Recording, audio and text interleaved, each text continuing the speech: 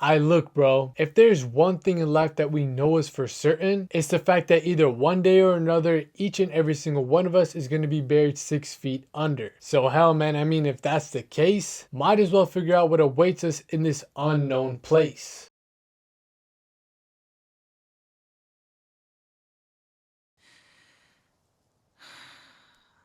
You said it. Are you going to kill me? No. You're already dead. I'm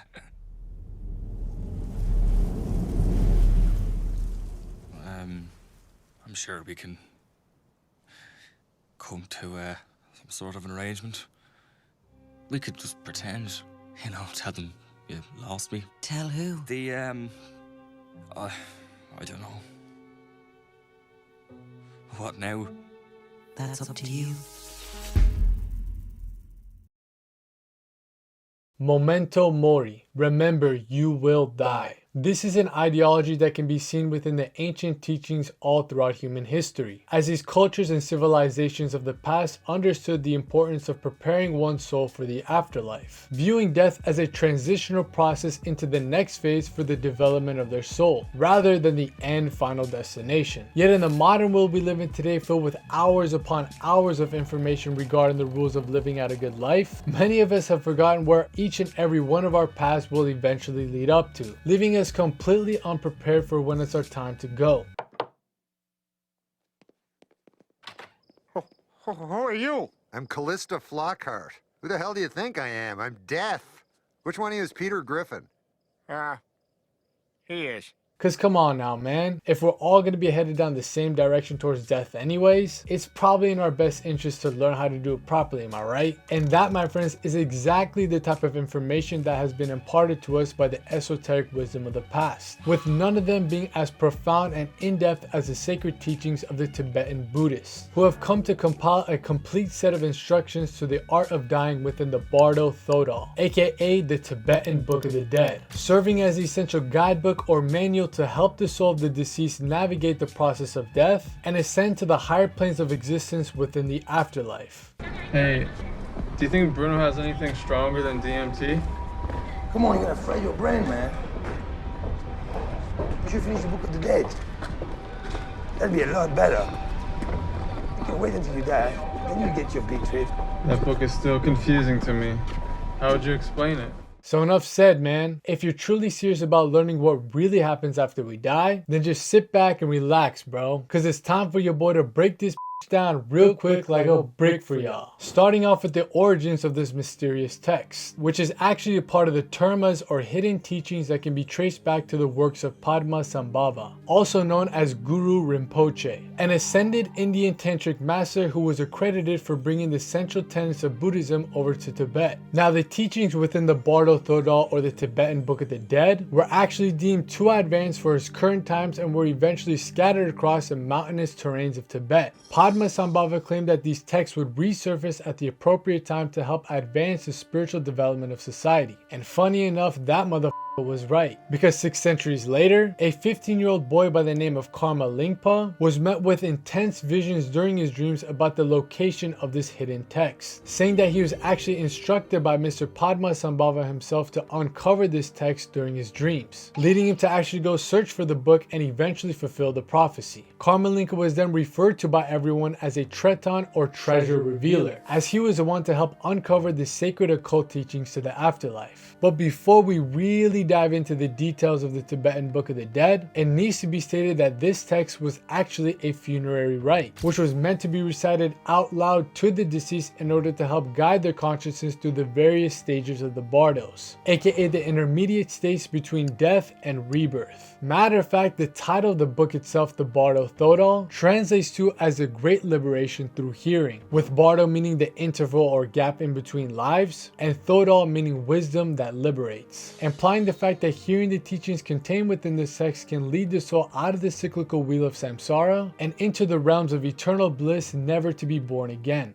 And where am I? This isn't a hospital. Now what the hell is he doing? I'm seriously injured over here. I get it. I've been reincarnated.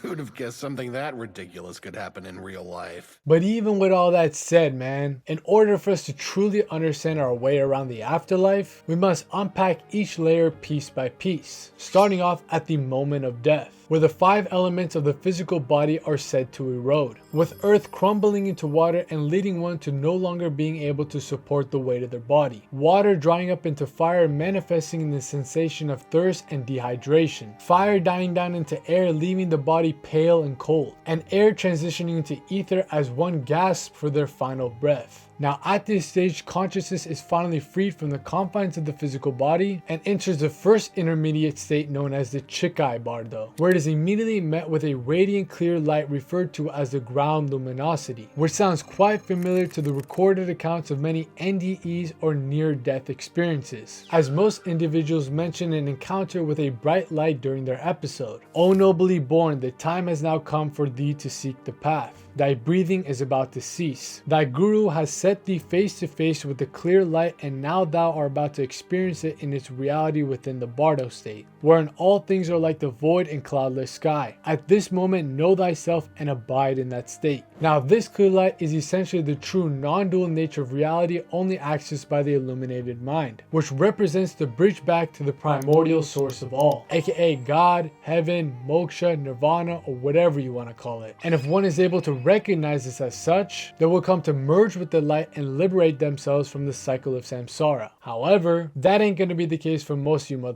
out there, since the mind will start to cling on to unresolved karmas, attachments, and desires still embedded within your psyche, causing your subconscious mind to be so preoccupied with the thought of losing your previous possessions, life, and overall identity that it completely misses out on its chance for liberation. And this is why the teachings of the Bardo Thodol emphasize purification of one's mind, as it is said that in life you make the mind, but at death the mind makes you, exemplifying how all that dead weight and karma we've been carrying around with us during our day-to-day lives will become the main reasons why we remain stuck on the cycle of reincarnation. Oh here we go again.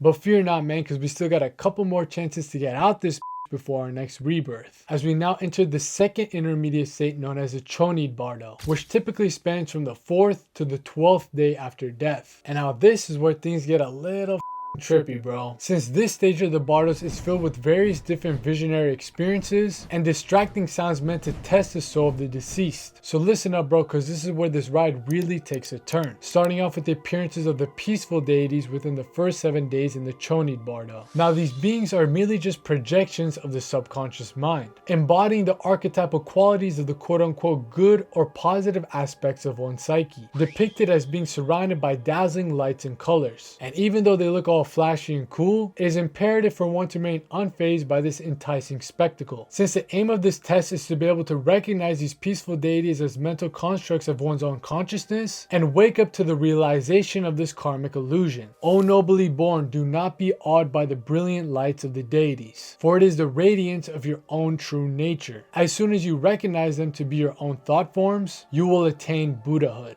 At this moment, all the phenomenon of samsara will cease to exist. However, if one is caught stuck in a trance state by the light show of these peaceful deities, they will be unable to recognize them for what they truly are and eventually be met with the wrathful ones. Now these figures are essentially the inversions of the peaceful deities we previously encountered, embodying the archetypal qualities of the quote-unquote bad or negative aspects of one's psyche, appearing in much more intense and fearsome forms that may cause you to panic and try running away. SpongeBob, I see him! Where is he, Patrick? At the intersection of conch and coral.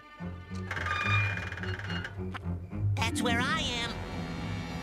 He's right on top of me, but I can't see him. What's he doing? He's just standing there. Menacingly! Get out of there, SpongeBob! But once again, the purpose of this test is to be able to pierce past the veil of ignorance in order to be able to see these beings for what they truly are. O nobly born, do not be afraid of the wrathful ones and know them to be your own thought forms. Whatever sounds, lights, or visions may arise, know that they cannot harm you, for you are beyond death now. If you see these projections as enemies, you will not attain Buddhahood. So it is crucial for one to remain unshaken by these terrifying encounters and to be able to confront them face to face. What are you anyway? Do you even have a name? Who the hell do you think you are? Who am I? One name you might have for me is the world. Or you might call me the universe. Or perhaps God. Or perhaps the truth. I am all, and I am one. So, of course, this also means that I am you. I'm the truth of your despair, the inescapable price of your boastfulness. Yet if you still manage to strike out on self-realization within this realm, you'll be afforded one last shot at liberation within the third intermediate state, aka the Sidpa Bardo. And trust me bro, this is where things really start to wild out, as we are now entering the Bardo of Becoming, which is essentially the final stage where the rebirth process starts to begin. So unless you're really trying to come back here once again, then you better listen up and lock the in. Now the Sidpa Bardo is said to start after the 12th day after death and last up to the 49th day. And at the start of this realm, the disembodied consciousness is met with Lord Yama, aka the ruler of the dead, who is pictured holding up the mirror of karma, which reflects every good and evil deed one has committed during their lifetime, acting as the essential replay of all their life's events. In the mirror of past actions, all your virtuous and non-virtuous deeds will be reflected vividly and precisely. Your attempts at deceit will be of no use, implying the fact that no one will be able to hide their past from their eventual date with destiny, which is further exemplified by the metaphorical symbolism of the third eye sported by Lord Yama, representing that he sees all and that he knows all. Hey, does everyone end up here when they die, Kami? That's right. Did Raditz? Yes. Everyone comes to this check-in station and King Yama decides what to do with them after that. But nevertheless, this encounter with Lord Yama and his mirror is said to invoke strong emotional responses from one's psyche, causing the consciousness of the deceased to start gravitating towards their next rebirth, due to the fact that these unresolved traumas, egoic attachments, and unfulfilled desires pushes one's soul to yearn for another physical body in order to work them out. And depending on the dharmic development of the individual, you might be left with no other choice than that, as the accumulation of dead weight through the karmic debts you've built up from the past have essentially blocked you to the point where there's nowhere else to go, causing the soul to be deluded under a cloud of ignorance, unable to transcend beyond the lower realms of reality. But for one who has lived a life in alignment to their true essence, this pull towards another rebirth is simply just another test to see if one's consciousness has truly elevated above the illusions of the material world. So it is at this moment within the Sidpa Bardo where the soul will be presented with various different doorways emanating colorful rays of light, which in reality are actually different womb entrances to the 6 realms of samsara, with the white light representing the god or deva realms ruled by the desires for pleasure and comfort, the red light representing the demigod or asura realm ruled by the desires for status and power, the blue light representing the human realm ruled by the balance between pain and pleasure, the green light representing the animal realm ruled by instincts and impulses, the yellow light representing the hungry ghost or predator realm ruled by attachments and insatiable desires, and the dark smoke of the hellish realms filled with intense torment and suffering, each playing various different visions and scenarios in order to draw the soul of the deceased towards it. However, this is once again merely just an allure generated by the mind, so do not be attracted to the bright lights of the 6 realms and remain detached. If thou dost not recognize them as thy own thought forms, then the lights will awe thee, the sounds will daunt thee, and the rays will terrify thee, leading one to wander once more again in samsara. Mr. Death, I want to go back.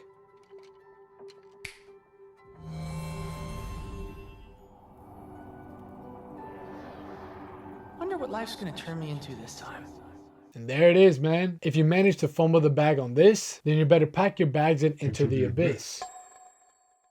But hold up now, before you start mapping your escape plan out of the Bardos, it needs to be said that the most critical factor in determining your fate within the afterlife all comes down to how you approach your day-to-day life. So if one is truly able to master their mind, body, and soul during their lifetime, then death will simply feel like a seamless transition towards the next phase of your journey, acting as a bridge between the material world and the higher realms of reality. However, for the vast majority of people out there, the idea of death is a far more traumatic thought than it really needs to to be, as our whole lives revolve around an endless chase towards meaningless pleasures, egoic illusions, and insatiable desires which eventually lead to the formation of karmic attachments and psychological delusions that causes one to remain stuck within the cycle of samsara. Yet if one is able to transcend beyond these distractions through awakening their spiritual senses, then they will soon come to uncover their sole purpose or dharmic duty they were brought here on this plane to accomplish, since all of us are merely just divine vessels or instruments designed to act out the ultimate will of the universe, being blessed with innately gifted talents, skills, and interests meant to push us towards fulfilling this purpose. So by following this journey of unlocking your true mission in life, we're able to fully experience and embody the supreme state of self-realization that will carry on with us into the afterlife, acting as a guiding force within the Bardos that lights up our pathway to liberation. Because it is only through self-realization that one reaches the state of nirvana and escapes the cycle of rebirth. So just keep that in mind, man, since simply just learning about the Bardos ain't gonna be enough for your ascension in the afterlife, bro, cause you still gotta put the work in while you're here. But by no means is that an easy task, as the material world, aka the matrix, the Maya, or the illusion, is filled with distractions and diversions to keep you from ever realizing this innate purpose only found within, while at the same time creating karmic ties and false attachments which further hold you down for when it's your time to go. So by combining the sacred teachings contained within the Tibetan Book of the Dead, along with the proper practices to purify yourself mentally, physically, and spiritually, you will be more than prepared for the trials and tribulations that await you in the afterlife.